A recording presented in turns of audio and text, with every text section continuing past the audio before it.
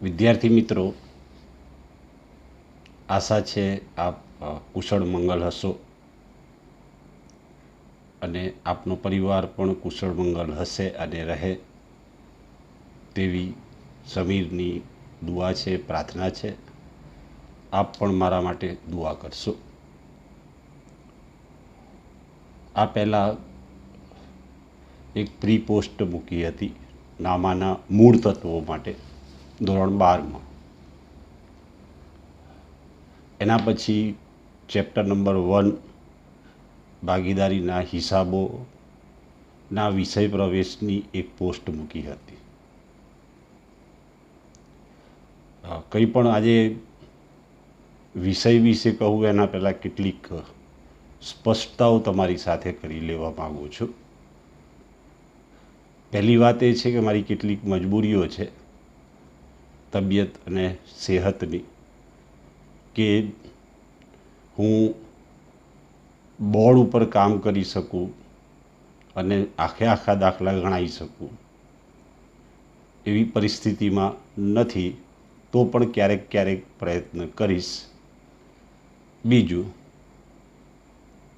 હું આખો અભ્યાસક્રમ તમને પૂરો કરી આપીશ એવા ભ્રમમાં અને વિશ્વાસમાં આપ રહેતા નહીં.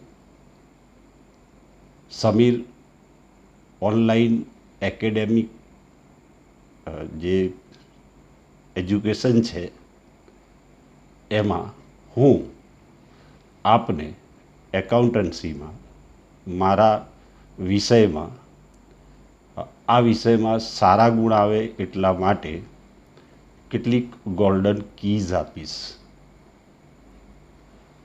ઓછી મહેનતે વધારે માર્ક્સ કેવી રીતે આવી શકે એની ક્યારેક મોટિવેશન સ્પીચીસ પણ આપીશ. પ્રશ્નપત્ર કેવી રીતે લખાય અને પ્રશ્નપત્રમાં પ્રેઝન્ટેશન કેવી રીતે થાય કે જે પરીક્ષામાં જે પેપર તપાસવાળા સાહેબ મિત્રો છે એને તમે ઇમ્પ્રેસ કરી શકો અને વધુ માર્ક્સ મેળવી શકો એની પેપરમાં રજૂઆત કેવી રીતે કરે એવી પણ એકાદી પોસ્ટ હું તમને આપીશ. પહેલો પ્રશ્ન કયો પસંદ કરશો લખવામાં એકાઉન્ટમાં, છેલ્લો કયો પ્રશ્ન પસંદ કરશો એ પણ આપીશ. પહેલો પ્રશ્ન, બીજો પ્રશ્ન, ત્રીજો પ્રશ્ન કયા ચેપ્ટરમાંથી પૂછાય એનું પણ માહિતી અને માર્ગદર્શન આપીશ. પણ વિષય તમારે તમારા શાળાના વિષય શિક્ષક પાસેથી ભણવાનો છે અને મારી પાસેથી માત્ર ખાના પૂર્તિ કરવાની છે અને માહિતી અને માર્ગદર્શન મેળવવાનું છે. એટલે ફરીથી એકવાર કહું છું કે ઓનલાઈન એજ્યુકેશન તમારી શાળાના શિક્ષક દ્વારા શરૂ થાય ત્યારે એ એમની જવાબદારી પણ છે અને એ અભ્યાસક્રમ પૂરો પણ કરશે. પણ હું ચેપ્ટર ટુ ચેપ્ટર અને દાખલાઓ પર દાખલાઓ બોર્ડ ઉપર ગણાવી શકું એવી સિચ્યુએશન પણ નથી, કારણ કે હું મારા પોતાના રૂમમાં બેસીને ભણાવું છું અને એટલા મારી પાસે સાધનો પણ નથી. આપ મારી મજબૂરીને સમજી શકશો. અર્થાત મારાથી બનતી બધી મદદ કરીશ અને આ વર્ષ તમારું ન બગડે એ માટે જેટલી સેવા કરી શકું એટલી સેવા કરીશ. આપ મારી તંદુરસ્તી માટે દુઆ કરશો અને અલ્લાહ ઈશ્વર મને તંદુરસ્તી આપશે તો હું જેમ બને તેમ વધારે પોસ્ટ આપીશ. સમય નથી આપતો ક્યારે પોસ્ટ આપીશ, ક્યારે વધારાની માહિતી આવશે, પણ કપડાં જોવાના. યુટ્યુબ પર હું ખાલી એકાઉન્ટની પોસ્ટ રજૂ કરીશ, ક્યારેક ગઝલો પણ રજૂ કરીશ, પણ એ પણ મોટિવેશનલ મેસેજ હશે. કપડાં બદલાય તો સમજવું કે કોઈ નવી પોસ્ટ આવી છે, જોવાનું, લાઈક કરવાનું. બીજી મહત્ત્વની વાત એ છે કે યુટ્યુબ પર મને સબસ્ક્રાઈબ કરવા માટે આપે મારો સ્પેલિંગ બરાબર લખવો પડશે અને તો જ તમને નવી પોસ્ટની ખબર પડશે. મારો સ્પેલિંગ છે SA. લખી લેશો એક ચિઠ્ઠીમાં SALAUDDIN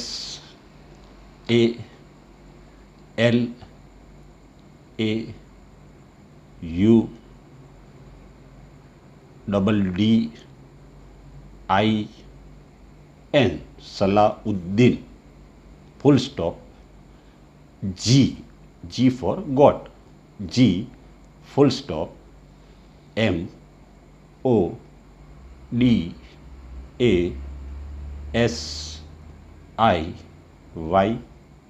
મોડાસિયા. રેડ સર્કલ ખુલશે, સબસ્ક્રાઈબ એવું લખેલું આવશે લાલ અક્ષરથી, એના પર આંગળી મૂકશો તો આપને મારી દરેક પોસ્ટ મળી જશે. આપની મનસુખી પર છે, સબસ્ક્રાઈબ કરવું ફરજિયાત નથી. આપ ઈચ્છો તો સબસ્ક્રાઈબ કરી શકો અને આપ ઈચ્છો તો બીજાને પણ સબસ્ક્રાઈબ કરીને લાભ પહોંચાડી શકો. ફરીથી કહું છું, ફરજિયાત નથી. અને ફરીથી કહું છું કે સંપૂર્ણ અભ્યાસક્રમ પૂરું કરવાની મારી જવાબદારી નથી. આપ ખોટું ના લગાડતા. સેવાનું કામ છે અને કરવાની ઈચ્છા છે, અને ઈશ્વર અલ્લાહ રબ જ્યાં સુધી શક્તિ આપશે ત્યાં સુધી કરીશ. સમજી ગયા વાતને? વિષય પર આવી જઈએ. ગયા વખતે ચેપ્ટર નંબર 1ના સંદર્ભમાં કરારનામા અને કરારનામાની વિગતો, ભાગીદારી અને ભાગીદારીની વ્યાખ્યા ને આપણે સમજીને એમ સમજવાનો પ્રયત્ન કરેલો કે આવનારા પ્રકરણ 7 સુધી આપણને આ પાયારૂપ જરૂરિયાતની વસ્તુઓ કામ લાગશે. બસ એવું જ આજે પણ છે. આજે આપણે જે કરવા જઈ રહ્યા છીએ એ હું તમને ભાગીદારોના મૂડી ખાતા વિશે કેટલીક માહિતી આપવા માગું છું, જે તમારે પ્રકરણ 1થી પ્રકરણ 7 સુધીમાં બનાવવા પડશે. બીજા પ્રકરણમાં પણ મૂડી ખાતા બનાવવા પડશે, ત્રીજામાં છેક સુધી 7મા પ્રકરણ સુધી બનાવવા પડશે. પણ એની પ્રારંભિક અને ચોક્કસ માહિતી હું આજે આપવાનો પ્રયત્ન કરીશ. જોઈએ આપણે કેટલે અંશે સફળ થઈએ છીએ. મારી પોસ્ટને વારંવાર જોશો અને એના પરથી નોટ બી તૈયાર કરશો તો એ થોડી તમને મદદરૂપ થશે. એને હું મારી ગોલ્ડન કીઝ કહું છું. એટલે થોડામાં ઘણું કહી જઈશ, પણ આખું બોર્ડ ચિતરી શકું ને બોર્ડ લાવી શકું એવી જગ્યા પણ નથી, અને એટલું સમજાવી શકાય એવી પરિસ્થિતિ પણ નથી. મહત્ત્વની વાત એ છે મિત્રો કે ભાગીદારી પેઢીમાં મૂડી ખાતા રાખવાની 2 પદ્ધતિઓ છે. ભાગીદારી પેઢીમાં મૂડી ખાતા રાખવાની 2 પદ્ધતિઓ છે. એક અસ્થિર મૂડી ખાતા પદ્ધતિ. અસ્થિર મૂડી ખાતા પદ્ધતિ, જેનું એક બીજું નામ છે હંગામી મૂડી ખાતા પદ્ધતિ, અને અંગ્રેજીમાં એને ફ્લક્ચ્યુએટિંગ કેપિટલ મેથડ કહેવાય છે. અને બીજી એક પદ્ધતિ છે સ્થિર મૂડી ખાતા પદ્ધતિ, એટલે બીજા શબ્દોમાં કાયમી મૂડી ખાતા પદ્ધતિ કહેવામાં આવે છે. અંગ્રેજીમાં એને ફિક્સ કેપિટલ એકાઉન્ટ પણ કહે છે. હવે આપણે એનો અર્થ જે છે એ સમજીએ કે ભાઈ અસ્થિર મૂડી ખાતા પદ્ધતિ છે શું, અથવા એમ કહું કે હંગામી મૂડી ખાતા પદ્ધતિ છે શું, અથવા ફ્લક્ચ્યુએટિંગ મૂડી ખાતા પદ્ધતિ છે શું, તો આ ત્રણેય વસ્તુના એક નામ છે. ભાગીદારોના મૂડી ખાતા રાખવાની જે પદ્ધતિમાં ભાગીદારના મૂડી ખાતાની વર્ષની શરૂઆતની બાકી, એટલે મૂડી ખાતાની વર્ષની જે શરૂઆતની બાકી હોય અને મૂડી ખાતા રાખવાની વર્ષની જે છેવટની બાકી હોય એને આખરની બાકી પણ કહેવાય. એમાં જો ફેરફાર જોવા મળે, એટલે શરૂઆતની મૂડી ખાતાની બાકી જુદી હોય અને આખરની મૂડી ખાતાની બાકી જુદી હોય, બંને વચ્ચે તફાવત જોવા મળે તો તે અસ્થિર મૂડી ખાતા પદ્ધતિ છે. મૂડી ખાતા પદ્ધતિમાં પેઢી સાથેના બધા જ વ્યવહારો નોંધવા માટે ચોપડે ફક્ત મૂડી ખાતા જ રાખવામાં આવે છે. એટલે માત્ર ને માત્ર મૂડી ખાતું રાખવામાં આવે છે.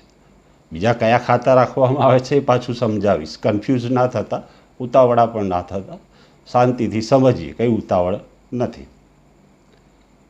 હવે અસ્થિર મૂડી ખાતામાં આપણે એક આડી લીટી દોરીએ છીએ, પછી ઊભી લીટી દોરીએ છીએ, આ બાજુ ઉધાર બાજુ લખીએ છીએ, આ બાજુ જમા બાજુ લખીએ છીએ. તો મૂડી ખાતાની જમા બાજુ શરૂઆતની બાકી લખાય, મૂડી ખાતાની બાકી આગળ લાવ્યા અને બાદ વર્ષ દરમિયાન લાવેલ વધારાની મૂડી, મૂડી પર વ્યાજ, પગાર, બોનસ, કમિશન કે મહેનતાણું, લોન પર વ્યાજ, વહેંચણી પાત્ર નફો, આ બધો ભાગ મૂડી ખાતામાં જમા બાજુ પર લખવામાં આવે છે. જમા બાજુ પર લખવામાં આવે છે. જ્યારે ઉપાડ પર વ્યાજ, વહેંચણી પાત્ર ખોટ, તેનો ભાગ ઉધાર બાજુ પર લખવામાં આવે છે. જે સમય મળે ક્યારેક નમૂનો, જો નાનો સરખો બોર્ડ વસાવીશ તો હું તમને એ નમૂનો સમજાવીશ ઇન્શાઅલ્લાહ.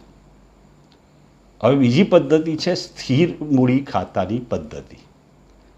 ભાગીદારોના મૂડી ખાતા રાખવાની જે પદ્ધતિમાં જે શરૂઆતની મૂડી હોય તે જ આખરની મૂડી હોય અને શરૂઆતની મૂડી અને આખરની મૂડીમાં કોઈ જ ફેરફાર ના થતો હોય તો તે સ્થિર મૂડી ખાતા પદ્ધતિ અથવા કાયમી મૂડી ખાતા પદ્ધતિ અથવા તો ફિક્સ કેપિટલ એકાઉન્ટ કહેવાય છે.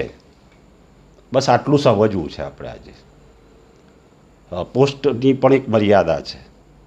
એટલે શું સમજ્યા આપણે કે સ્થિર મૂડી ખાતા પદ્ધતિમાં શરૂઆતની મૂડી અને આખરની મૂડી એક જ હોય છે, જ્યારે અસ્થિર મૂડી ખાતામાં શરૂઆતની મૂડી અને આખરની મૂડી અલગ અલગ હોય છે. બીજું, સ્થિર મૂડી ખાતા પદ્ધતિમાં દરેક ભાગીદારના ચોપડે બે ખાતા રાખવા પડે. એક ઉપર સ્થિર મૂડી ખાતું, સ્થિર મૂડી ખાતા પદ્ધતિમાં દરેક ભાગીદારના ચોપડે બે ખાતા રાખવા પડે. એક સ્થિર મૂડી ખાતું જેમાં માત્ર અને માત્ર મૂડી ખાતાની અસર થાય અને બાકીની બધી અસરો, મૂડી પર વ્યાજ, ભાગીદારની લોન પર વ્યાજ, વટાવ, મહેનતાણું, કમિશન, જમા બાજુ ઉપાડ પર વ્યાજ, ખોટ ઉધાર બાજુ, એના માટે અલગથી એક ચાલુ ખાતું બનાવવું પડે છે. જ્યારે અસ્થિર મૂડી ખાતા પદ્ધતિમાં માત્ર અસ્થિર મૂડી ખાતું બનાવીએ છીએ અને તેમાં મૂડી સાથે બાકીના ચાલુ ખાતાના વ્યવહારોને પણ તેમાં સમાવી લઈએ છીએ. બીજા શબ્દોમાં કહીએ તો અસ્થિર મૂડી ખાતું એટલે સ્થિર મૂડી ખાતું પ્લસ ચાલુ ખાતા બંનેનો સરવાળો. સ્થિર મૂડી ખાતાની હંમેશા જમા બાકી જ હોય છે, જ્યારે અસ્થિર મૂડી ખાતાની જમા બાકી પણ હોઈ શકે, ઉધાર બાકી પણ હોઈ શકે. કેટલીક ગોલ્ડન કીઝ આપી દઉં જે આગળના ચેપ્ટરમાં તમને કામ લાગશે. ભાગીદારી પેઢીના સંચાલકો પૂછે છે કોણ હોય છે? લેણદારો હોય છે, દેવાદાર, આપણે યાદ રાખવાનું. પછી એને 4 વિકલ્પમાં કંઈ બી આપ્યું હોય આટલું યાદ રાખવાનું કે સાચો જવાબ આ છે. પછી વિકલ્પ આપણે કંઈ બી આપે, આપણે શું લેવા દેવા. તો ભાગીદારી પેઢીના સંચાલકો માલિકો હોય છે. બીજું, એક ભાગીદાર બીજા ભાગીદારનો પ્રતિનિધિ ગણાય. પ્રતિનિધિ શબ્દ યાદ રાખવાનો. પછી શું ગણાય, 3 ખોટા કયા આપ્યા છે એનાથી આપણને શું લેવા દેવા. ત્રીજું, મૂડી ખાતી રાખવાની 2 પદ્ધતિઓ છે. પછી એમાં 3 બી આપેલી હોય અને 4 બી આપણને 2 યાદ રાખવાનું કે મૂડી ખાતા રાખવાની 2 પદ્ધતિઓ છે. સ્થિર મૂડી ખાતાની પદ્ધતિમાં મૂડી પર વ્યાજ ક્યાં લખાય? ચાલુ ખાતે લખાય. હવે જવાબ યાદ રાખજો. હંગામી મૂડી પ્રથામાં ભાગીદારમાં ભાગનો નફો ચાલુ ખાતે જમા બાજુ લખાય. હંગામી મૂડી ખાતામાં ઉપાડ પર વ્યાજ ચાલુ ખાતે ઉધાર બાજુ લખાય. ભાગીદારના મૂડી ખાતાની જમા બાકી પર વ્યાજ ગણતા મૂડી વધે અને ઉપાડ પર વ્યાજ ગણતા મૂડી ઘટે. આ સોનેરી ચાવીઓ છે. ભાગીદારી પેઢીની જવાબદારી અમર્યાદિત છે. ઉપાડ પરનું વ્યાજ એ ભાગીદારો માટે આવક છે. મૂડી પરનું વ્યાજ એ ભાગીદારો માટે ખર્ચ છે. ચાલુ ખાતાની ઉધાર બાકીનું વ્યાજ એ ભાગીદારો માટે ખર્ચ છે. અને ચાલુ ખાતાની ઉધાર બાકીનું વ્યાજ પેઢી માટે ખર્ચ ગણાય અને ચાલુ ખાતાની જમા બાકીનું વ્યાજ પેઢી માટે ખર્ચ ગણાય. નોંધી રાખજો, યાદ કરજો. વિકલ્પોમાં પણ પૂછાઈ શકે, એક વાક્યમાં પણ પૂછાઈ શકે અને આગળ જતા હિસાબોમાં ક્યાં મૂકવું એની પણ તમને ખબર પડે. ફરી કહું છું, SALAUDDIN full stop G full stop MODASIYA Salauddinji Modasiya. Red circle ખુલશે. ઈચ્છો તો સબસ્ક્રાઈબ કરો, મારા માટે પ્રાર્થના કરો અને તમારું આ વર્ષ જે છે એમાં હું તમને જો કંઈ મદદરૂપ થઈશ અને ઈશ્વર મારા પર ખુશ થશે તો એનો મને બદલો ઈશ્વર આપશે. આપણી પાસેથી મારે કોઈ બદલો લેવો નથી. મારે તમને ખુશ કરવા નથી, મારે મારા રબને ખુશ કરવા છે અને એટલે આ સેવાનું કાર્ય કરું છું. દુઆ કરશો મારા આ કાર્યથી મારો રબ ખુશ થઈ જાય. હા, જિંદગી હશે તો ફરી મળીશું. ત્યાં સુધી ખુદા હાફિઝ, સબ્બા ખેર. ફરી મળીશું.